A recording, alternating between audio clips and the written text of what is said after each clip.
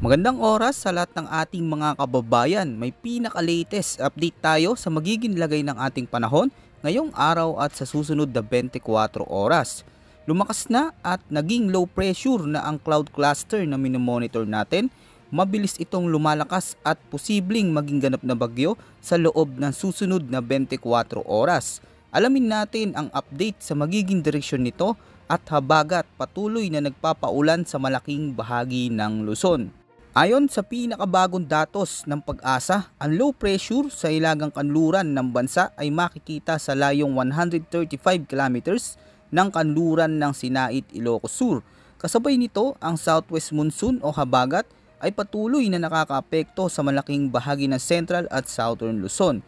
Narito naman ang inaasang lagay ng ating panahon sa Ilocos Region, Cordillera Administrative Region, Cagayan Valley.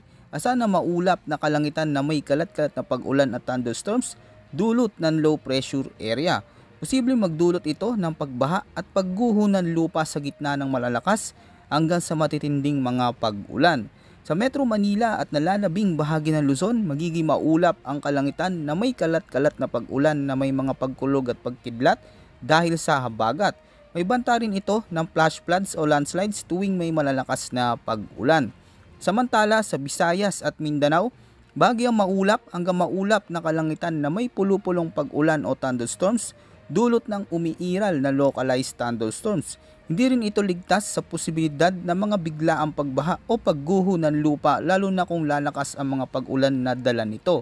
Narito naman ang latest weather advisory na inilabas ng Pag-asa dulot ng umiiral na low pressure area at sa pinalalakas nitong habagat. Ngayong araw, inaasahan ang 50 to 100 mm na buhos ng ulan sa mga lugar sa Ilocos Sur, La Union, Benguet, Pangasinan at sa may Zambales. Bukas naman, araw ng Sunday, September 7, uulanin naman ng 50 to 100 mm ang mga lugar sa Pangasinan.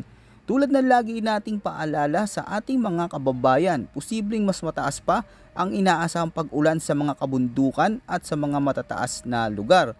Dagdag pa rito, maaaring lumala ang epekto ng pagbaha at pagguho ng lupa sa ilang lugar dahil sa naunang malalakas na pag-ulan. Ayon naman sa pinakauling update mula sa Potential Cyclone Threat Forecast, dalawang low pressure system ang sabay na namataan sa Northern Luzon. Ang una nasa kanluran bahagi ng Northern Luzon at ang ikalawa naman ay nasa hilagang bahagi ng Luzon. Sa mga susunod na oras, inaasahan ang patuloy na paglakas ng mga sistemang ito at posible ang nasa kanluran ng Northern Luzon ay maging ganap na bagyo sa loob ng 24 oras. Kapwa nagpapakita ang mga modelo ng parehong direksyon, pahilagang kanluran palayo sa ating kalupaan o papunta sa bahagi ng China. At sakaling tuluyan maging bagyo, tatawagin ito bilang bagyong Lani. Ngunit kahit papalayo ito mga kabayan, huwag tayo maging kampante dahil alam naman po natin madalas mas malawak pa ang pinsalang dala ng habagat kaysa sa aktwal na bagyo.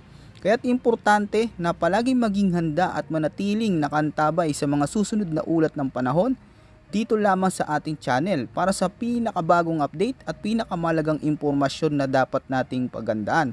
Dahil anumang oras maaaring magbago ang galaw at direksyon ng mga sistemang ito. Yan muna ang ating pinaka-latest weather update at ulat ng panahon. Ito po ang inyong weather forecast ng bansa. Maraming salamat po at huwag kalimutang mag-ingat ngayong panahon ng tag-ulan.